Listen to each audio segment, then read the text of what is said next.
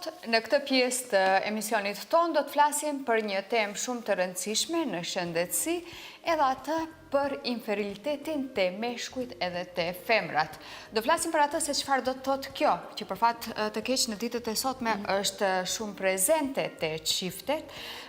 Do flasim se pse shkaktohet, cilët janë faktorët dhe ajo që na intereson më së shumti, si mund ta trajtojmë infertilitetin të meshkujt ose të femrat.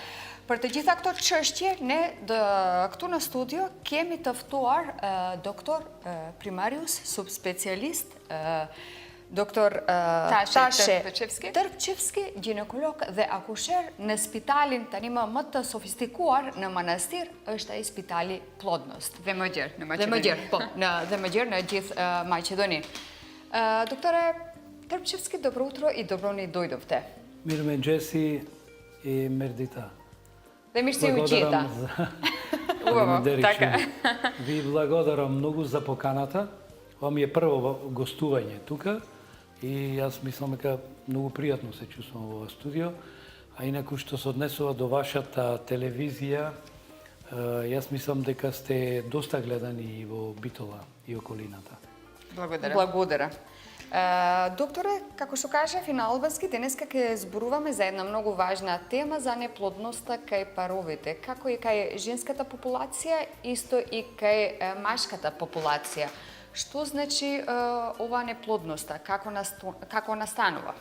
Така, значи, зборуваме за една мощна и суптилна тема, тема која што е секојдневна и постојала од секогаш во сите култури, во сите нации, во сите религии, и ако се земи во обзир фактот дека преку 185 милиони парови во светот, онака како што покажуваат статистиките, дека страдаат од овој проблем, тогаш навистина е голем проблем. Значи, голем проблем за фамилијата, голем проблем за лекарите кои што се зафатиле да ја решаваат оваа проблематика. Инаку, кога зборуваме за неплодност, мора да кажеме и дефиницијата за неплодност, значи тоа е на состојба за неможност на добивање на дете после година дена редовни сексуални односи без примена на контрацептивни средства. Сега се прашуваме зошто година дена или 12 месеци.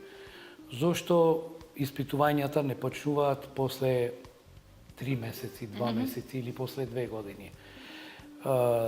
Не постои некоја биолошка законитост, меѓутоа од диагностички и практични терапевски причини луѓето, стручњаците одредиле дека после година дена треба да се започнат испитувањата.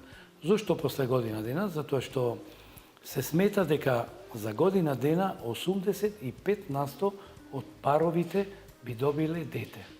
Значи жената би забременила, а 15% од паровите ќе немаат бебе во тој рок од година дена и затоа се мисли дека најрационално со испитувањата да се почне после точно година дена.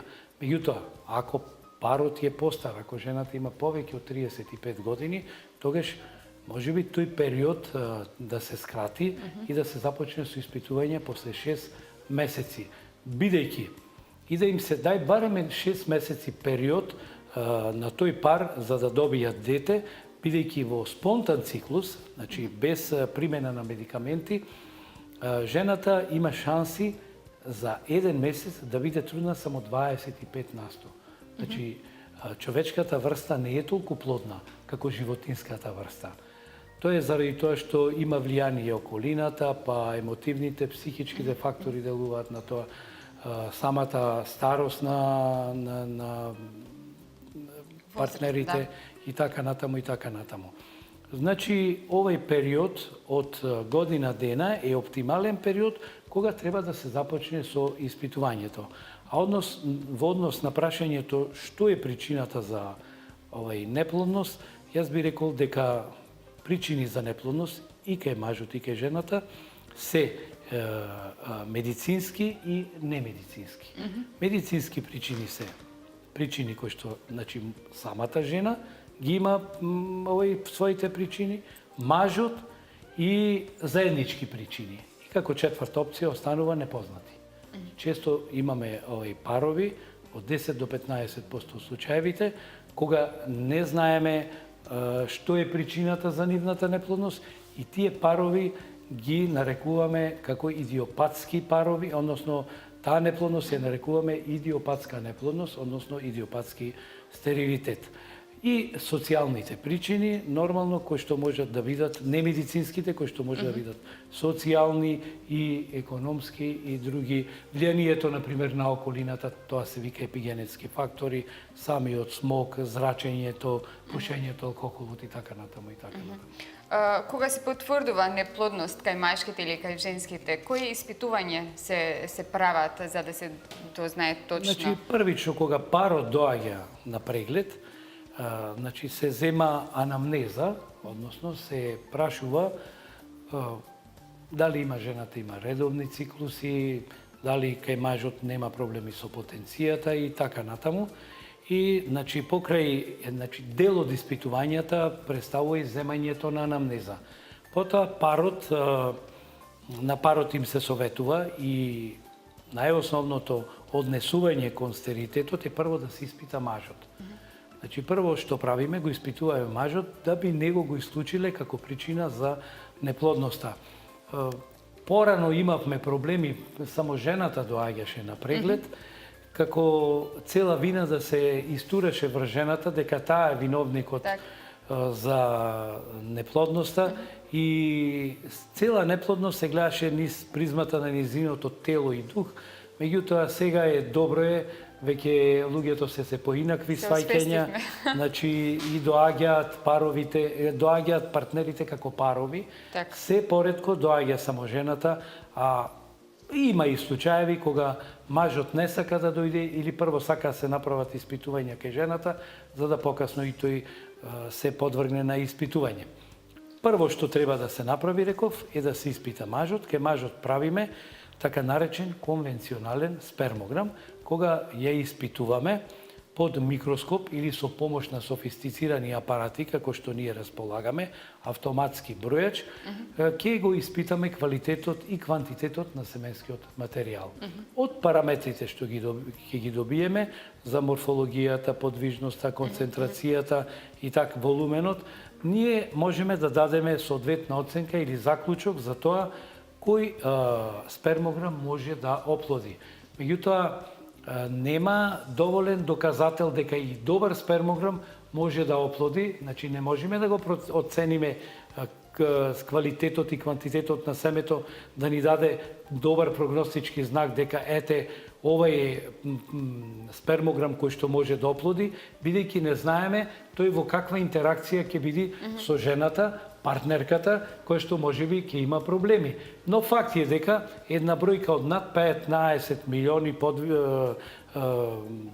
сперматозоиди во 1 милилитар, дека подвижност над 30%, морфологија над 4%, може да даде добар резултат и доколку партнерката има добри кондиции, физиолошки, анатомски е здрава, тогаш би требало да се очекува во година дена да се добие дете. Значи, прво го исклучуваме мажот како причина за неплодност. Потоа, со испитување почнуваме кај жената. Кај жената почнуваме на тој начин што прво анатомски треба да видиме физиолошки да е таа нормална, од анамнезата дознаваме за регуларноста на незиниот циклус, што ни сугерира за тоа дали има добри овулаторни циклуси. Потоа правиме гинеколошки преглед под спекулум, да исклучиме некои евентуално постоечки аномалии или воспаление во вагината и на крајот вршиме палпаторен преглед, кога со рака ги напипуваме гениталните органи за да видиме дали се тие слободни или има некој процес или проблем во стомакот. Следен преглед е ултразвукот. Ако констатираме одредена ситуација, дека кај жената се е окей, дека има нормални генитални органи, дека има добри јајници, добра матка, значи со ултрасонографски преглед, препорачуваме кај жената да исклучиме инфекција, да се земат микробиолошки брисеви. После земањето нивно, следна препорака ни е кај жената да правиме снимање на каналите или ХСГ, од рентген, во рентген лабораторија се врши сообрезгување на контраст во матката, снимање на јајце водите. Секако дека не е изоставен и прегледот на хормоните на третиот ден и со овие базални основни испитувања ние правиме фактички еден концепт за тоа до каде сме стигнати и ќе кажеме дека кај таа жена има нормална анатомија, нормална физиологија или истото и мажот и во тој случај, во зависност од годините, барем јас така се однесувам, им викам дека еве им оставам уште 6 месеци до годината да се обидат да добијат дете, доколку тоа не успева, покасно ги советувам да направиме и други испитувања и интервенции. Секако дека кога се работи кај мажите, и во случаевите на нормален спермограм, ние правиме и дополнителни испитувања, кои што не ги прави ни една клиника во Македонија, ни еден центар за хумана репродукција, а тоа се така наречена сперм ДНА фрагментационен тест, кога во главата на сперматозоидите испитуваме генетскиот потенцијал за оплодување на сперматозоидите, правиме така наречен оксидативен стрес тест кај мажите, кога го испитуваме нивото на нормални и абнормални сперматозоиди, колку се тие оксидативно пореметени, правиме така наречен тест МАР, за да видиме евентуално да не постои некои имунолошки фактори причина и многу други тестови, само да дојдеме до правата диагноза. Так. До сега зборевме кога ги исклучивме двата варијанта, и машкото и женското, кога немаат проблеми, само треба да се чека една година, па после да видиме. Сега да зборуваме малку кои се тие диагнози што вие ги испитувате кога, например, е проблем и после една година не може да добијат дете, така? Или скрос на почеток, ние не можеме тука да се разбереме за кој прашање.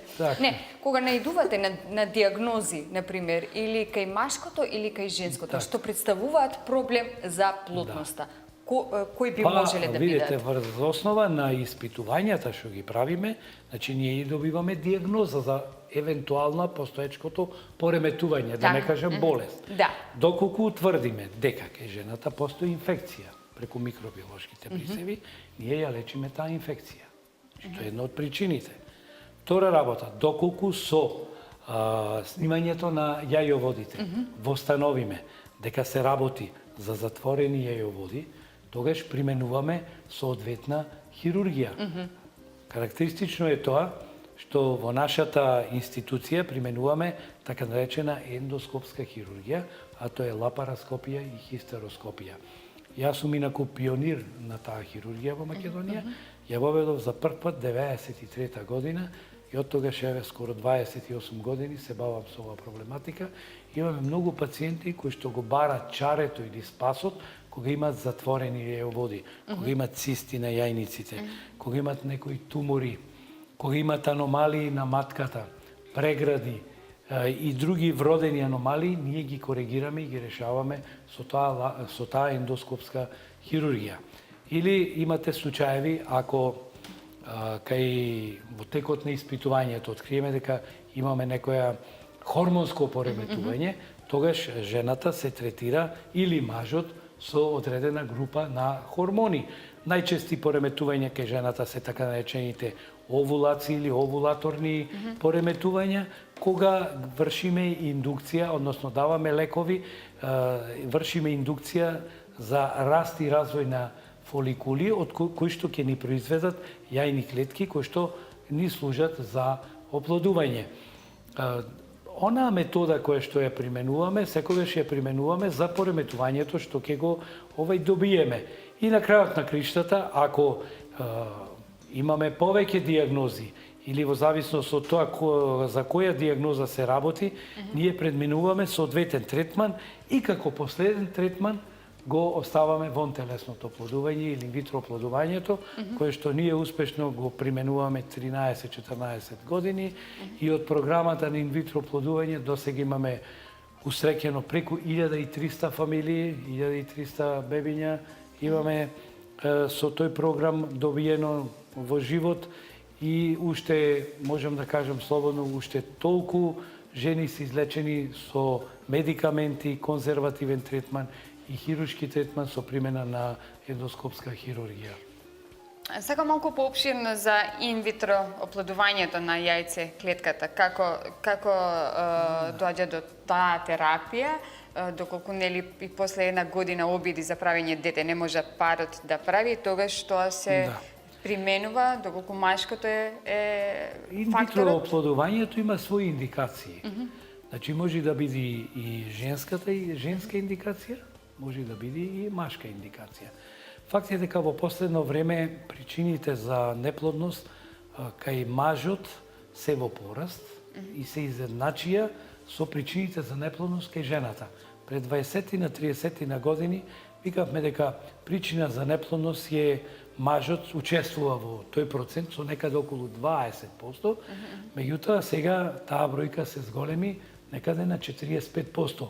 Исто кафи и процентот како причина за неплодност и кај жените, што значи дека 90% веќе сме покриле и 10% ќе биде и едниот и другиот. Тоа се мешани причини. Што се однесува до самата постапка на инвитро оплодување, значи доколку има индикација за да го направиме тоа, без разлика на тоа дали е машки или женски фактор, се врши припрема на пациентката.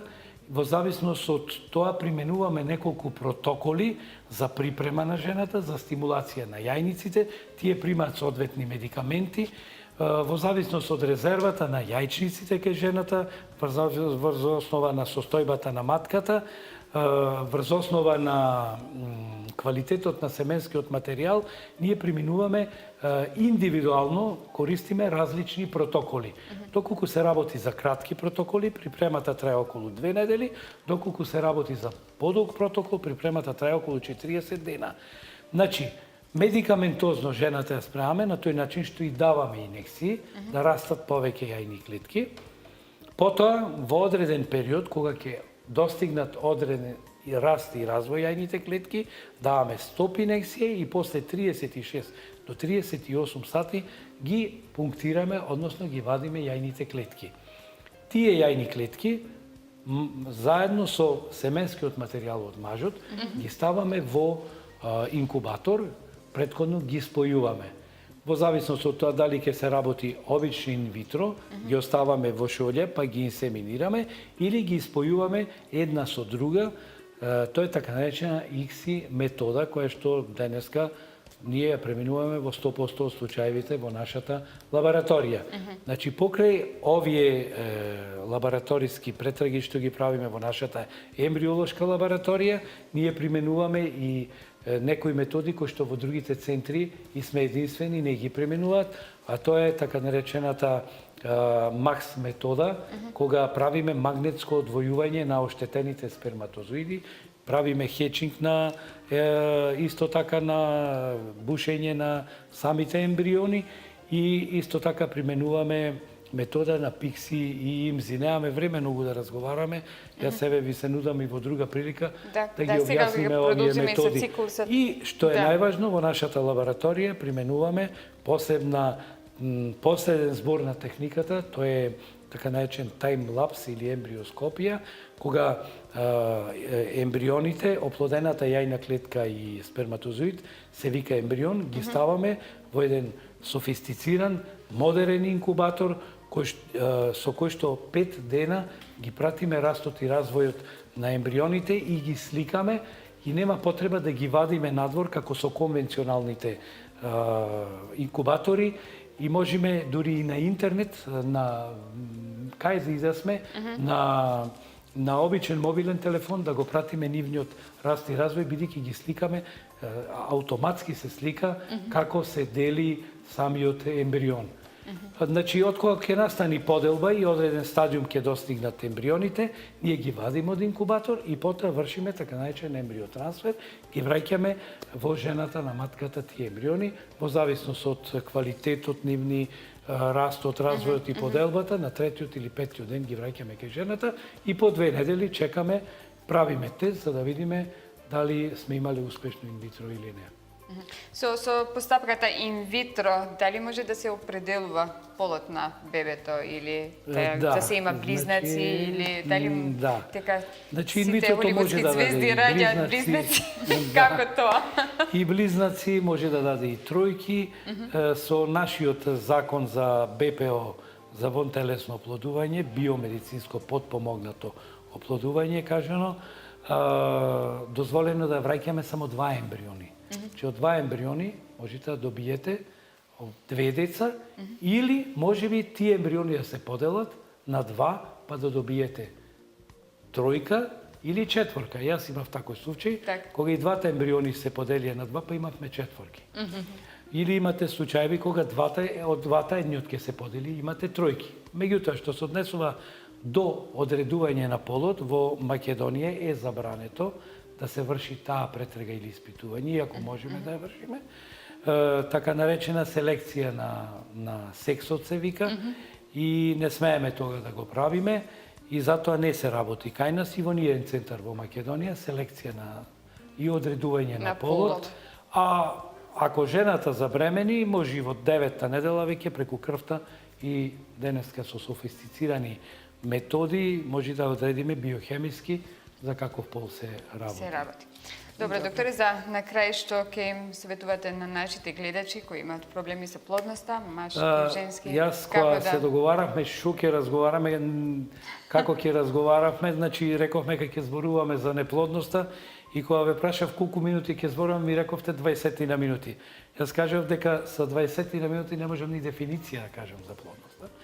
И затоа еве користам прилика да ме поканите повторно и да разговараме, ако треба секоја недела или секој месец, како имате вие термини, за неплодноста. Инаку, она што би сакал да го препорачам на нашите гледачи е дека лечењето на неплодноста е мосле трлив и долг пат. И треба да бидат стрпливи во лечењето, бидејќи така наеднаш не доаѓа бременоста, можеби кај некој ќе се случи многу брзо. Меѓутоа, кај некој тој пат треба да биде многу долг, бидејќи тие ќе влезат во еден така наречен лавиринт и некогаш може да заглават во тој лавиринт, меѓутоа да не се секираат, секогаш да се со позитивна мисла, да знаат дека има надеж, особено ако го изберат правиот лекар кој што ја разбира ова проблематика. Значи, секогаш да извлечат поука од претходното лечење, за подобра иднина и да не влегуваат во таа емотивна криза која што може да ги зафати, бидејќи некогаш во животот нема да излезат никогаш од таа криза. И уште повеќе се вложува. Тоа се големи емотивни емоции, големи депресии, јад, бес и така натаму. Како и да е, исто така моја препорака е дека паровите не треба да го одложуваат раѓањето, особено жените после 35-тите години, кога заради кариера го одложуваат раѓањето, а кога шансите за успех и за добивање дете се многу помали. Так, убаво кажи. Благодарам уште еднаш, докторе. Фалимендери чум. Пандерит, кнаци. Мир, мечте дашар, тани нек тудат бъм nješko putje, da je pa staj k teme medička tjedra.